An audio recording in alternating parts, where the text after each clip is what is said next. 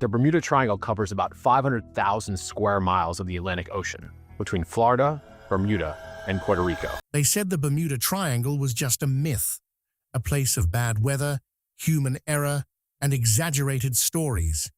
But what happened in 2026 changed that forever. Because when scientists sent a deep-sea drone nearly 700 meters beneath the Atlantic, they weren't looking for lost planes or sunken ships. They were mapping the ocean floor. What they found instead made seasoned engineers freeze in silence.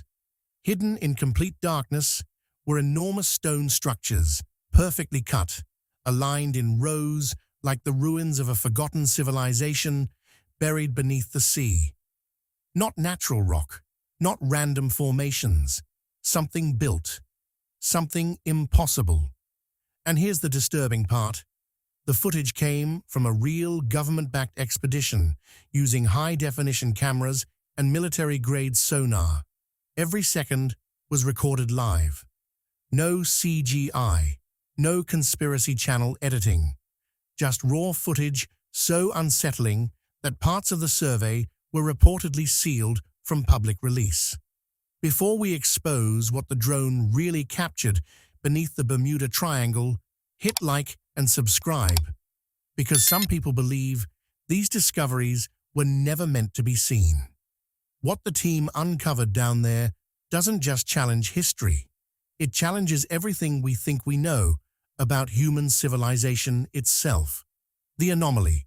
In 2001, Paulina Zalitsky's company, Advanced Digital Communications, had secured a contract with the Cuban government to scan the seabed for Spanish colonial shipwrecks, gold, silver, and sunken cargo. Standard treasure hunting work. Her team was experienced. Her equipment was top of the line. And nobody on that vessel expected anything beyond weeks of routine scanning. But the ocean had other plans. The side-scan sonar system worked by firing sound pulses at the seafloor and reading what bounced back. Mud absorbs sound and shows up dark. Rock reflects it and shows up bright, but always in messy, uneven shapes. That is what millions of years of geological chaos looks like on a screen. You stare at it long enough, you stop really seeing it. It becomes background noise, which is exactly why what happened next hit the crew so hard. Because something on that screen snapped everyone to attention. What Zalitsky's team saw broke every pattern they had ever recorded. Bright returns forming parallel lines, consistent spacing, right angles, not the random scatter of a collapsed reef or the debris trail of a sunken galleon. This was order, clean, deliberate, unmistakable order, showing up in a place where order has no business existing. Her lead sonar technician, a marine engineer who had logged years reading ocean floor data across the Caribbean, ran the scan again from a different angle. The shapes held. He adjusted the instrument's gain and frequency settings, cycling through every calibration trick he knew. The shapes held. He pushed back from the console, turned to Zalitsky, and told her the equipment was functioning perfectly. Whatever was producing this signal was real, solid, and sitting on the bottom. Here's the catch. The sonar also showed shadows behind the shapes. Now, that might sound like a small technical footnote, but to anyone who reads sonar for a living, it is enormous.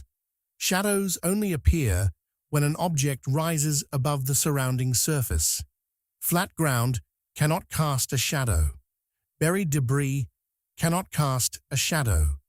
A thin layer of rock sitting flush with the seabed cannot cast a shadow. Whatever was down there had height, mass, and defined edges. It was standing on the sea floor the way a building stands on land. Zalitsky ordered the vessel to hold position. She had the team run 5 more passes over the area, approaching from different bearings each time, varying speed and scan depth. Every single pass returned the same result. 5 passes, 5 identical readings, and not one of them matched any known shipwreck signature, any coral formation pattern, or any geological structure in the entire regional database. The crew checked them all. Nothing even came close. Now keep this in mind. Zalitsky was not a conspiracy theorist or an amateur chasing legends. She held advanced degrees in marine engineering. She had led deep-sea expeditions across the Caribbean for years. When she looked at that sonar data, she was not seeing what she wanted to see. She was seeing what the instruments were telling her was there, and the instruments were telling her something that by every known standard of ocean geology should have been impossible. The team marked the coordinates and made a decision that would change the entire direction of the mission. Forget the shipwrecks. Forget the gold. They were going to send a camera to the bottom and see this thing with their own eyes. 700 meters into darkness. Sending a remotely operated vehicle to 700 meters is not something you do casually. You do not just push a button and drop a camera over the side. At that depth, pressure exceeds 70 atmospheres, enough to crush a submarine that is not specifically engineered for it. Sunlight vanishes hundreds of meters above. The water is near freezing, pitch black, and absolutely silent. One cable failure, one seal breach, one electrical short, and the machine is gone forever. It joins whatever else is already sitting on that ocean floor, and nobody is ever getting it back. There is no recovery mission. There is no second chance. You either do this right, or you lose everything.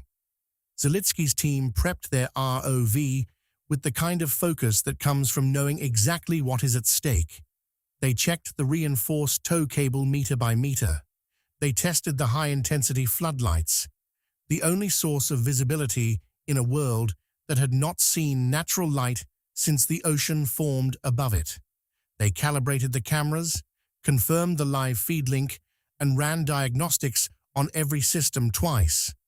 Then, when every check came back clean, they lowered it over the side. The cable unspooled slowly. In the first 50 meters, ambient light still filtered through the water. Small fish drifted past the lens, indifferent to this strange, glowing intruder sinking past them. Then the light died. Darkness pressed against the camera lens like a wall. The ROV's floodlights became the only thing that existed in any direction. A small cone of artificial white, cutting through an infinity of nothing. Fine particles drifted past the camera like slow-motion snow, stirred up by the vehicle's movement through the water column. The pressure gauges climbed steadily, 300 meters, 400, 500. The crew on the surface watched the monitors in complete silence. Nobody spoke. Nobody shifted in their chair. The only sounds in the control room were the hum of electronics and the quiet clicking of the cable winch feeding line into the deep. At 680 meters, something began to materialize at the far edge of the floodlights, the seafloor rising slowly into view. And what appeared on the screen was not what any of them expected. It was not mud. It was not scattered rock. It was not the broken, chaotic terrain they had mapped on hundreds of previous dives across years of deep water work. Large, flat surfaces filled the frame. The ROV drifted closer, and edges sharpened into focus. Defined edges, straight edges, massive rectangular blocks sitting side by side with smooth faces and sharp corners that looked almost machined. Some of them were several meters wide. Their surfaces were clean, not eroded, not buried under silt, not crumbling or fractured from millennia of pressure and current. At 700 meters deep, where sediment falls constantly from the water column above and should bury everything under thick layers of mud over mere centuries, these blocks looked like they had been placed there yesterday. Zalitsky later described the moment to interviewers. She said, "The control room went completely silent. Not quiet, silent." Her sonar technician sat frozen at his station, one hand still resting on the controls, not moving. One crew member gripped the edge of the console so hard his knuckles turned white. Another stepped back from the monitor as if the image might reach through the screen, because what they were looking at did not belong there. Not at that depth, not in that ocean, not anywhere in the known geological record. And every person in that room knew it at the same moment. The evidence nobody could explain. Here's the deal. When the footage was analyzed frame by frame in the weeks that followed, the mystery did not shrink. It expanded in every direction. The blocks were not randomly scattered. They were arranged in rows with consistent spacing and repeating geometry across a wide area of the sea floor. Nature does not do this. Currents push debris at random. Geological forces crack and scatter rock unpredictably. Volcanic activity creates lumpy, chaotic terrain. In the entire history of ocean floor mapping, no one had ever documented natural formations with this level of geometric regularity at any depth. And get this, the stone composition did not match the surrounding geology. The seafloor around western Cuba is predominantly limestone, a soft, porous rock, formed from compressed marine organisms over millions of years. Limestone erodes easily. It cracks, pits, and dissolves under the constant pressure of deep ocean currents. But the blocks the ROV filmed appeared dense, hard, and smooth, with surfaces more consistent with granite or a similar igneous rock. Granite forms under extreme heat deep within the Earth's crust and is extraordinarily difficult to cut or shape even with modern industrial tools. Finding what appeared to be granite blocks arranged in geometric rows on a limestone seabed was like finding a steel beam in the middle of a forest. It did not fit. It could not have formed there naturally. Dr. Manuel Iturralde Vinent, one of Cuba's most respected geologists and a senior researcher at the National Museum of Natural History in Havana, reviewed the sonar data and ROV footage personally. His reaction was careful but revealing. He confirmed that the formations did not match any known natural geological process in the region. The regularity of the structures, their apparent composition, and their unusual state of preservation at that depth were, as he described them, very unusual and deserving of serious further investigation. But he stopped short of calling them man-made. And that hesitation itself told a story. Because Iturralde Vinent was not saying the evidence pointed toward a natural explanation.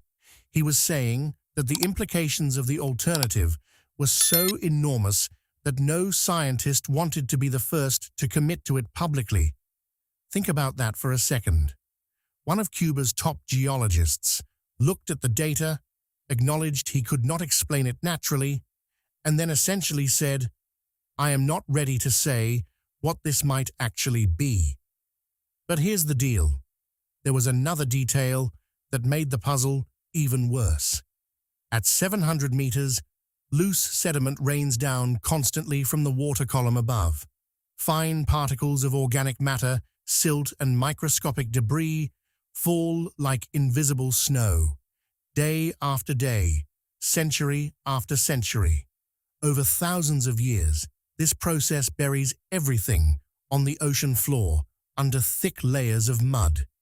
Shipwrecks from just a few centuries ago are often completely entombed, invisible to cameras, detectable only by sonar.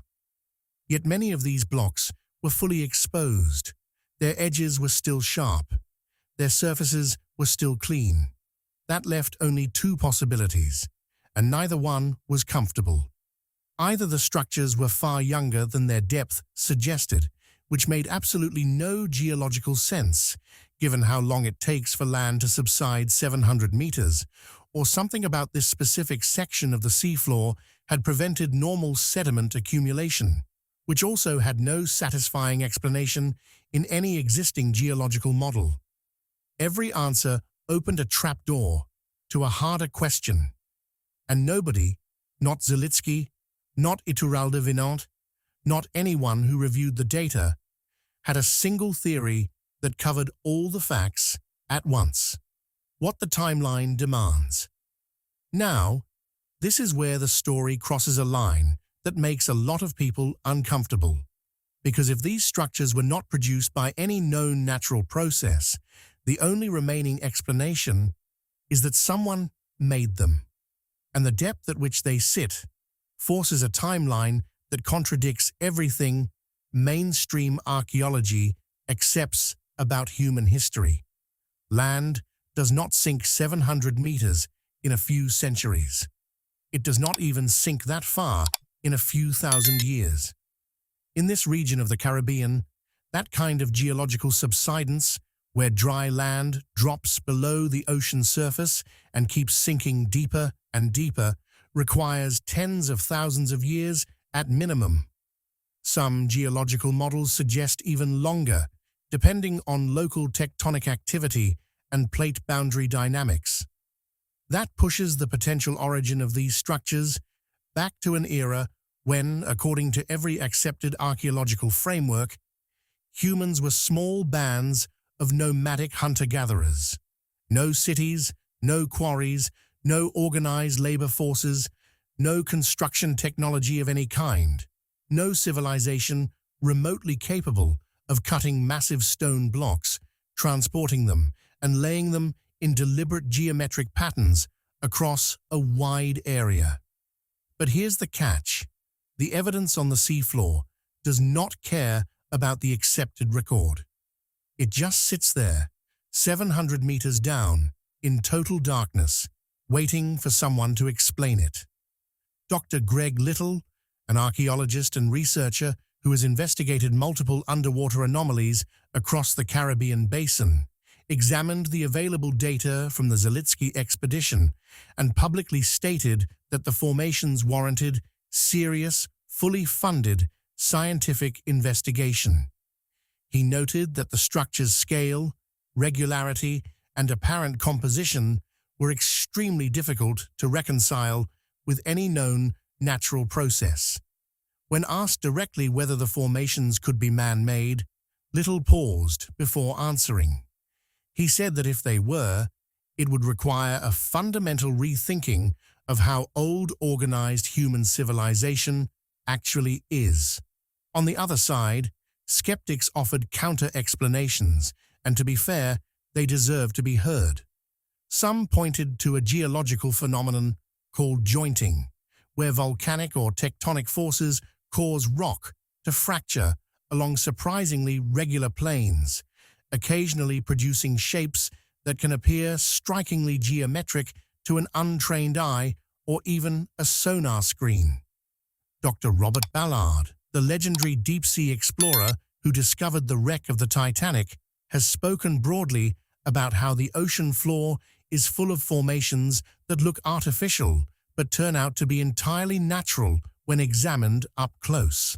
His consistent position has been that extraordinary claims about underwater structures demand extraordinary physical evidence, hard evidence including rock samples, isotopic dating, and geological core drilling, none of which have ever been collected from the Cuban site. And that is precisely the problem. Without a return expedition, without physical samples, without direct geological testing on those blocks, the site remains trapped in permanent ambiguity. Not proven, not disproven, just there. Now there is one more theory worth mentioning, and it is the wildest of all, but also the one that fits the physical evidence most completely. Some researchers have pointed out that the Caribbean plate sits on one of the most geologically violent zones on the planet. Major tectonic events, including sudden vertical collapses of entire coastal shelves, have been documented throughout the region's deep geological history. If a catastrophic event, a megathrust earthquake, or a cascading plate boundary failure dropped an entire inhabited coastal landmass into the ocean in a matter of hours rather than millennia, it would explain almost everything. The preservation of the structures, the absence of sediment burial, the apparent youth of surfaces that should be ancient. A fast, violent submersion would have sealed the entire site like a time capsule, locking it away in the deep cold and darkness from surface erosion before the slow, grinding processes of deep water decay could even begin to touch it. It is speculative, it is dramatic, but it is not physically impossible, and sitting alongside all the other theories, it is the only one that does not require you to ignore at least half the evidence, the part nobody can explain. But here's the part of this story that truly makes no sense. Not the structures, not the sonar images. What happened after the discovery is what feels almost impossible to believe. Because after all the footage, all the data, all the evidence, nothing happened. Paulina Zalitsky tried for years to launch a second expedition. She contacted universities, marine institutes, research organizations, anyone capable of funding a serious deep-sea investigation. She already had everything scientists normally dream of having: exact coordinates, sonar scans, ROV footage, a fully documented site recorded during a legitimate commercial survey using professional equipment. This was not an internet myth or a blurry photograph from a random diver. The evidence was real, archived, and ready to be studied. And yet the response was silence. The Cuban government had bigger political and economic problems to deal with. American and European universities showed interest, but no one committed funding. No research institution offered ships, crews, or equipment to return to the site. One of the strangest underwater discoveries in the Caribbean was quietly filed away and effectively forgotten. Zalitsky kept pushing. She gave interviews, released data, repeatedly argued that the site deserved serious scientific attention, but every answer sounded the same. Interesting, promising, but not enough funding. Think about how absurd that is. Billionaires spend millions sending tourists to the Titanic. Governments pour billions into missions to Mars and distant galaxies, yet a documented anomaly sitting less than a kilometer beneath the Atlantic Ocean cannot get a single major return expedition funded. The sonar scans still exist. The footage is still real. The coordinates are still known. And those massive stone formations remain untouched beneath 700 meters of darkness inside one of the most feared regions on Earth. And that's what makes this story unsettling. Humanity has photographed black holes billions of light years away. We have mapped the moon in microscopic detail. We have robots driving across Mars right now. But whatever is sitting on the floor of the Bermuda Triangle remains completely unexplored. That silence speaks louder than any conspiracy theory ever could. Maybe those structures were formed by geological forces we still don't understand. Or maybe they were placed there by a civilization history has completely forgotten. But one truth remains undeniable.